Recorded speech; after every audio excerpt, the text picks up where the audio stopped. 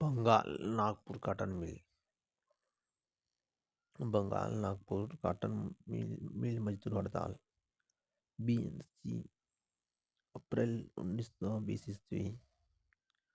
राजनांदगांव के स्वतंत्रता सेनानी ठाकुर प्यारेलाल सिंह ने बीएनसी मिल के मजदूरों को संगठित करना आरंभ किया। उनके नेतृत्व में अप्रैल 1920 ईस्वी में बीएनसी के मजदूरों की ऐतिहासिक हड़ताल हुई जो 36 दिनों तक चली। इस सिलसिले में श्रमिक नेता श्रीगिरी का यह आगमन हुआ। अंततः मजदूरों के हित में यह हड़ताल समाप्त हुई। ठाकुर साहब की लोकप्रियता सरकारी उपाधियों का अधिकारियों को रास नहीं आया। परिणामतः उन्हें राजनांदगांव की सीमा से निष्कासित कर दिया गया। ठाकुर साहब ने इस सरकारी आदेश के खिलाफ गवर्नर के समक्ष अपील की।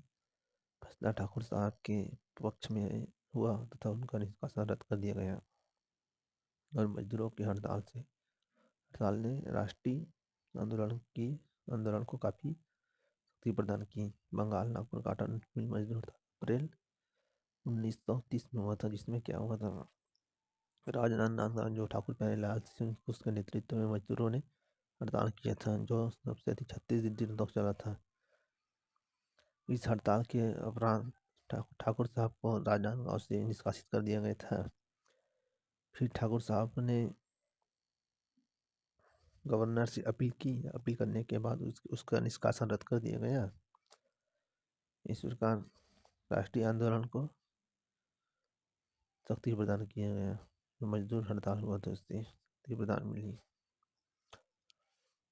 कंडेल सत्याग्रह जुलाई से दिसंबर 1920 ईस्वी।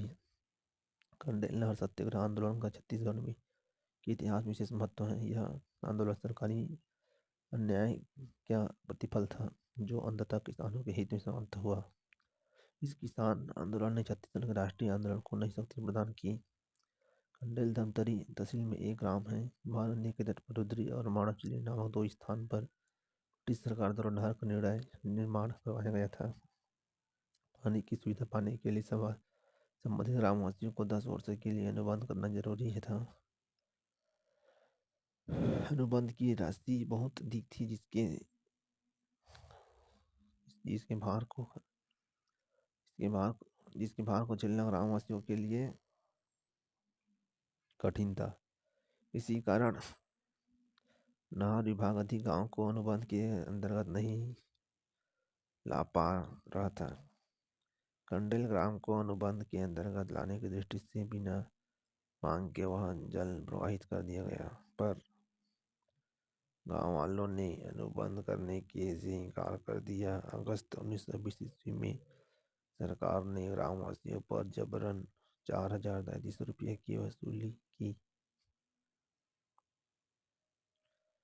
4,033 रुपये की वसूली हेतु वारंट जारी कर दिया। इसके विरोध में ग्रामवासियों ने सत्याग्रह किया। इस पर सरकार ने गांव वालों पर पानी चोरी का झूठा आरोप लगाकर नाजायज तरीके से जुर्माने की रकम वसूलने की कार्यवाही प्रारंभ की थी। सरकार की इन गलत नीतियों के विरोध में गांव की जनता ने विद्रोह कर दिया। संबंधित मामले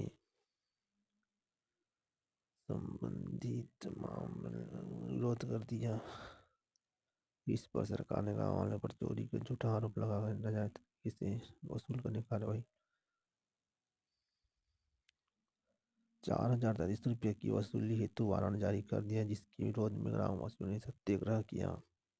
इस पर सरकार ने गांव वालों पर पानी चोरी का झूठा आरोप लगाकर नाजायज तरीके से जुर्माने की रकम वसूलने की कार्यवाही आरंभ कर दी। सरकार की इन गलत नीतियों के विरोध में गांव की जनता ने विद्रोह कर दिया। संबंधित मामले पर विचार करने के लिए तहसील के प्रमुख नेताओं की एक सभा आयोजित हुई, जिसमें पंडित सुंदरलाल शर्मा, नारायण राव मेघा वाले और बाबू छोटेलाल श्रीवास्तव ने भाग लिया। छोटेलाल श्रीवास्तव कंडेल में जन जागृति फैलाने के काम में पहले से ही संलग्न रहे थे।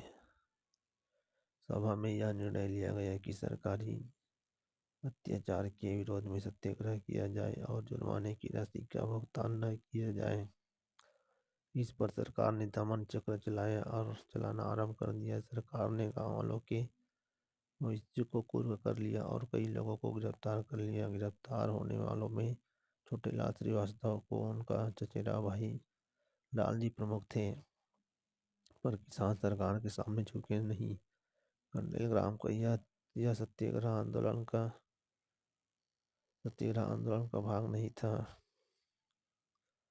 यह राजद्रोह आंदोलन का भाग तक चलता रहा। सरकार अत्याचार दिनों दिन बढ़ते गए।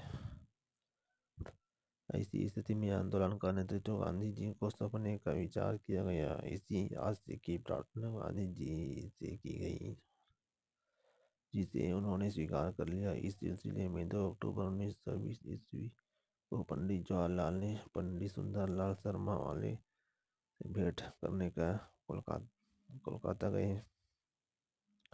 इस बात का सूचना पाकर सरकार सक्रिय हुई। आंदोलन स्थल पर जाकर रायपुर के डिप्टी कमिश्नर ने वस्तु स्थिति का जायजा लिया। ग्रामवासियों पर लगाए गए आरोप निराधार साबित हुआ। कंडेल सत्याग्रह में क्या हुआ? कंडेल धमतरी तहसील के गांव है जो महानदी के तट रुद्री और मानव सिल्ली नामक 2 स्थान पर ब्रिटिश सरकार द्वारा नहर का निर्माण का निर्णय लिया गया था। अगस्त 1920 ईस्वी में सरकार ने ग्रामवासी पर जबरन 4033 रुपये की वसूली हेतु वारंट जारी कर दिया। गांव वालों पर पानी चोरी का झूठा आरोप लगाया गया और जुर्माना वसूल करने का कार्रवाई प्रारंभ किया गया। जब जनता ने इसका विरोध किया तो जनता ने इसका विरोध करने पर अंग्रेजों ने उसके पशुओं को कुर्क कर लिया, उसके पशुओं को जब्त कर लिया। जब्त कर लिया तो इसके लिए कंडेल के जो छोटेलाल श्रीवास्तव थे, उसके चचेरा भाई लालजी प्रमुख ने इसको छुड़ाने के लिए गिरफ्तारी दी। गिरफ्तारी के बाद 2 दिसंबर 1920 ईस्वी को पंडित सुंदरलाल शर्मा गांधी जी से भेंट करने के लिए कोलकाता गए और आंदोलन स्थल रायपुर के डिप्टी कमिश्नर ने वस्तु स्थिति जायजा लेकर ग्रामवासियों पर लगाए गए इस बात की सूचना पाकर उस समय सक्रिय हुए। जो डिप्टी कमिश्नर थे डिप्टी कमिश्नर ने वस्तु स्थिति का जायजा लिया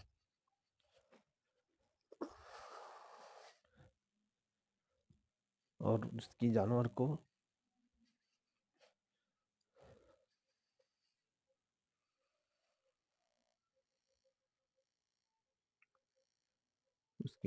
जो कुर्क किया गया था उसको ग्रामवासियों पर लगाए गए आरोप का नाजायज होला और जानवर को छोड़ दिया गया।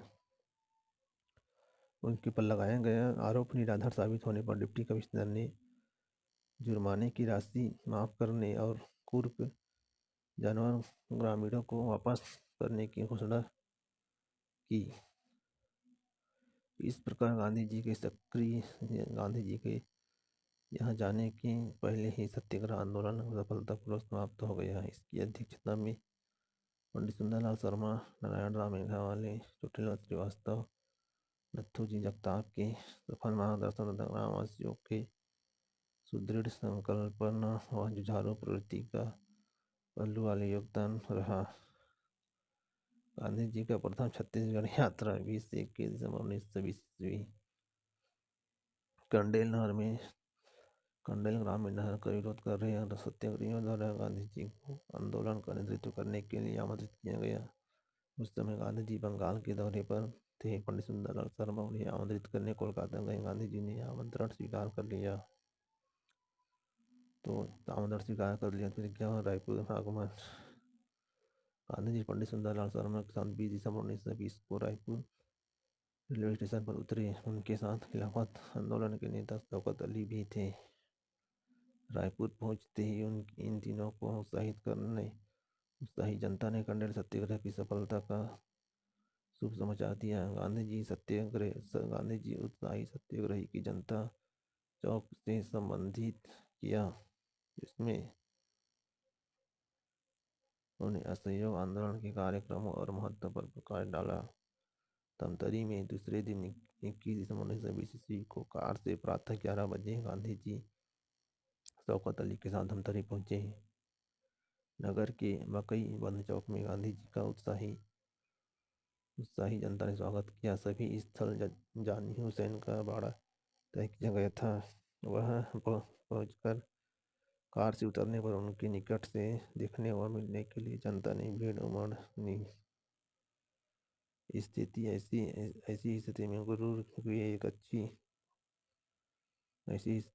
एक अच्छी व्यापारी उमर सेठ ने गांधी जी की अपने कंधों पर बिठाया और उन्हें मंच तक पहुंचाया।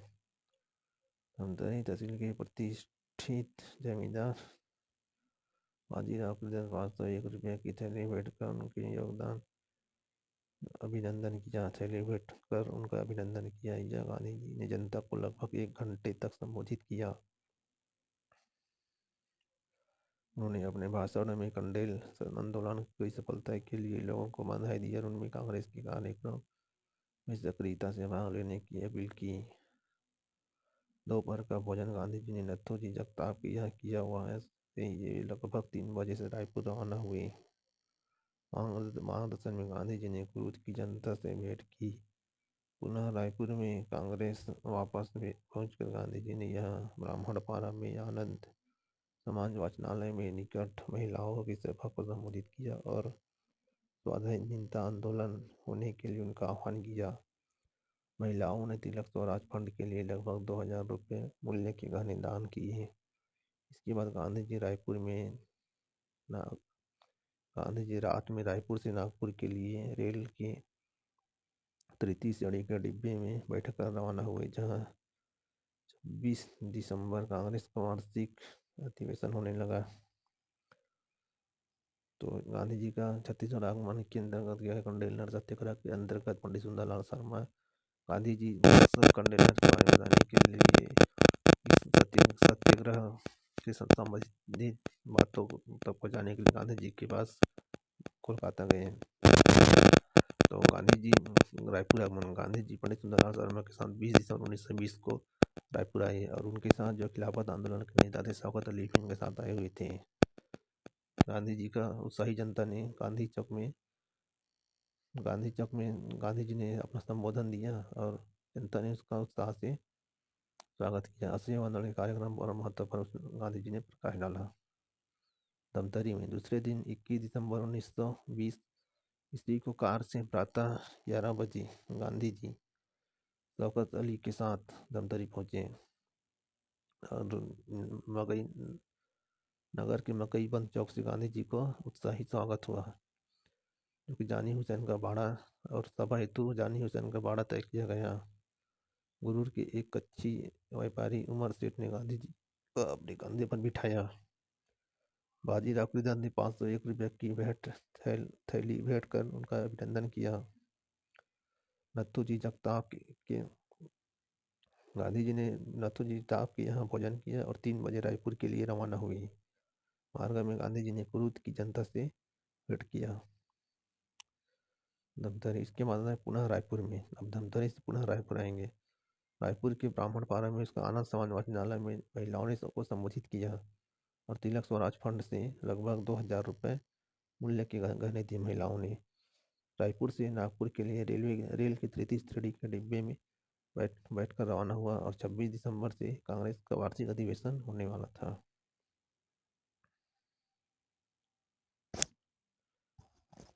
असहयोग आंदोलन 1920 से 22 ईस्वी। ब्रिटिश सरकार के अन्याय, रोलेट एक्ट, जलियांवाला बाग हत्याकांड, खिलाफत के प्रश्न आदि के विरुद्ध सरकार के साथ असहयोग पर आधारित गांधी जी के नेतृत्व में चलाया गया आंदोलन असहयोग आंदोलन कहलाता है।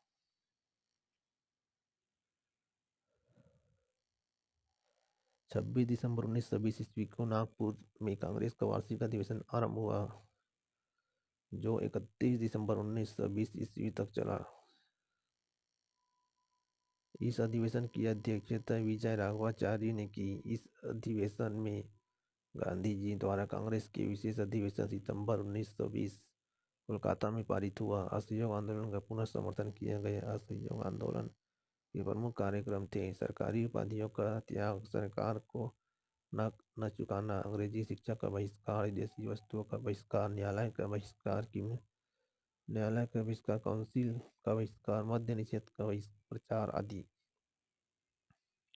छत्तीसगढ़ में इस अधिवेशन में भाग लेने वाले में प्रमुख थे पंडित सुंदरलाल शर्मा, पंडित रविशंकर शुक्ल, वामनराव लाखे, सी.एम. ठक्कर, ठाकुर प्यारेलाल सिंह, नारायण राव मेघावाले, नथुजी जगताप, छोटेलाल श्रीवास्तव, नारायण राव दीक्षित, राघवेंद्र राव, ठाकुर छेदीलाल आदि। ये सभी नेता जब अधिवेशन में वापस अपने क्षेत्र में आए तो उन्होंने असहयोग हेतु कार्यक्रम का बड़ी तीव्रता से प्रचार किया। नकारात्मक कार्यक्रम जैसे न्यायालय का बहिष्कार, उपाधियों का त्याग, काउंसिलों का बहिष्कार, विदेशी वस्त्रों का बहिष्कार, मद्य निषेध। तो न्यायालय का बहिष्कार के अंतर्गत ठाकुर प्यारेलाल सिंह राजनांदगांव से निर्वासित होकर रायपुर में जा बसे और पंडित राम नारायण तिवारी बिलासपुर से, ई राघवेंद्र राव, एन.आर. कानखोज, ठाकुर छेदीलाल एवं डी.के. मेहता आदि ने वकालत का पेशा छोड़ दिया। उपाधियों का त्याग। रायपुर के वामनराव लाखे ने राय साहब की उपाधि का त्याग किया। उनके इस कार्य के लिए जनता ने सार्वजनिक सभा आयोजित कर उन्हें लोकप्रिय की उपाधि से सम्मानित किया। अन्य लोगों ने भी उपाधियों का त्याग किया, जिनके नाम हैं कल्याण जी, मुरारजी, थेकर व सेठ, गोपी किशन। राय साहब उपाधि का त्याग किया था। काजी शेर खान ने खान साहब उपाधि का त्याग किया। काउंसिल का बहिष्कार। काउंसिल के बहिष्कार के अंतर्गत विधान परिषद एवं जिला परिषद का बहिष्कार किया गया। काउंसिल का बहिष्कार करने वालों में प्रमुख थे बाजीराव कृतंत, यादवराव देशमुख आदि। विदेशी वस्तुओं का बहिष्कार। इस कार्य हेतु 1 अप्रैल 1921 ईस्वी को रायपुर में एक विशाल जुलूस निकाला गया। जगह जगह विदेशी कपड़ों की होली जलाई गई। नगर के प्रभुलाल काबरा और रत्नाकर झा ने अपनी पत्नियों की सफाई विदेशी साड़ियों होली की भेंट कर दी। इस तरह धमतरी, बिलासपुर, दुर्ग, राजनांदगांव आदि में भी विदेशी वस्तुओं का बहिष्कार किया गया। मद्य निषेध। इस कार्यक्रम के अंतर्गत आबकारी विभाग द्वारा की जाने वाली शराब, अफीम आदि के ठेके की नीलामी का बहिष्कार किया गया। मादक पदार्थों की बिक्री पर विरोधी शराब भट्टी पर धरना आदि शामिल थे। छत्तीसगढ़ में मद्य निषेध का कार्यक्रम काफी सफल रहा और मादक पदार्थों की खपत कम हो गई। सत्याग्रह आश्रम की स्थापना वर्ष 1921 ईस्वी में। रचनात्मक कार्यक्रम। सत्याग्रह आश्रम की स्थापना, राष्ट्रीय विद्यालय की स्थापना, राष्ट्रीय पंचायत की स्थापना, खादी आश्रम की स्थापना।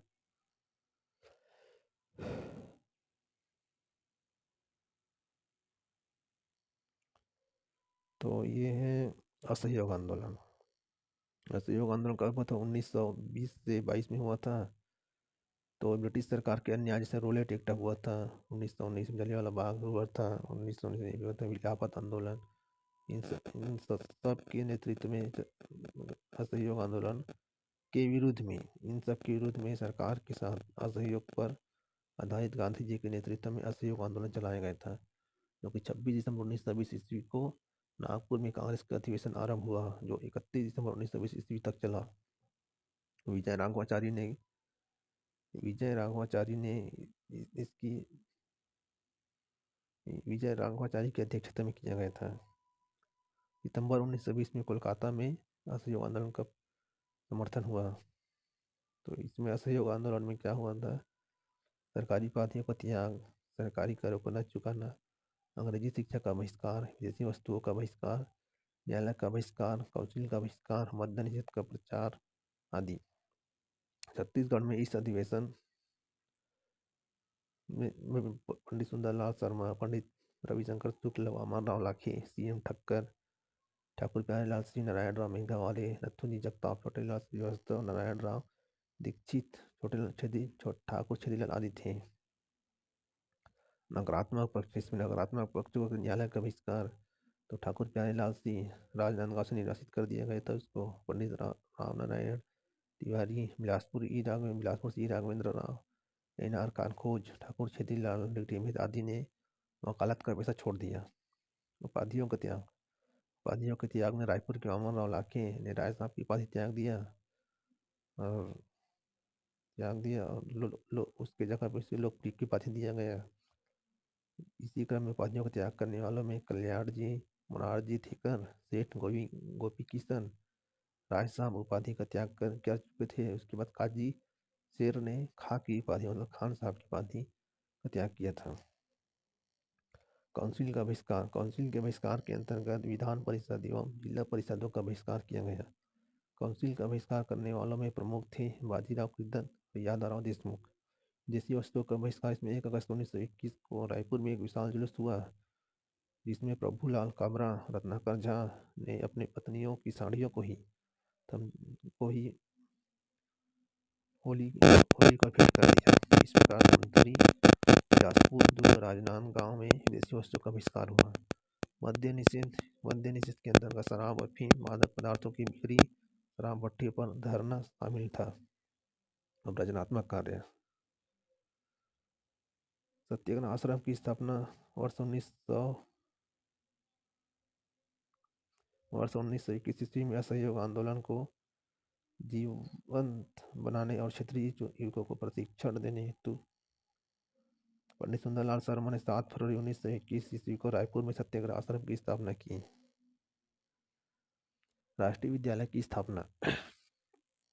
इसमें क्या सरकारी विद्यालय का बहिष्कार किया गया और उनके स्तर पर राष्ट्रीय विद्यालय की स्थापना की गई। रायपुर में 5 फरवरी 1921 ईस्वी को मादारा सप्रे के संचालन में एक जनसभा हुआ जिसमें राष्ट्रीय विद्यालय की स्थापना हेतु 10,000 रुपये की राशि एकत्र की गई। विद्यालय हेतु सेठ गोपी किशन ने भवन की व्यवस्था की। इसके संचालन का कार्य वामन राव लाखे ने किया। प्रधान अध्यापक की जिम्मेदारी धमतरी की पंडित राम नारायण तिवारी ने संभाली जो पूर्व में वकालत का त्याग कर चुके थे। इसी तरह धमतरी में छोटेलाल श्रीवास्तव ने जुलाई 1921 ईस्वी में अपने मकान पर राष्ट्रीय विद्यालय की स्थापना की। प्रधान अध्यापक की जिम्मेदारी अजीर रहमान ने संभाली। बिलासपुर में बद्रीनाथ साहब के मकान में राष्ट्रीय विद्यालय खोला गया। इस तरह दुर्ग और राजनांदगांव में राष्ट्रीय विद्यालय खोले गए। राष्ट्रीय विद्यालय का 5 फरवरी 1921 को माधवराव सप्रे ने इसका संचालन किया। 10,000 रुपये की राशि एकत्र की। वामन राव लाखे ने इस कार्य का सेठ गोपी किशन और वामन राव लाखे ने इसके लिए वामन राव लाखे ने प्रधानाध्यापक का काम किया और गोपी किशन ने भवन की व्यवस्था की। पंडित राम नारायण त्रिपाठी ने वकालत त्याग दिया और छोटेलाल श्रीवास्तव ने 1921 में अपने मकान में राष्ट्रीय विद्यालय की स्थापना की। बिलासपुर में बद्रीधर साहू ने राष्ट्रीय विद्यालय की खोला। दुर्ग और राजनांदगांव में राष्ट्रीय विद्यालय खोले गए।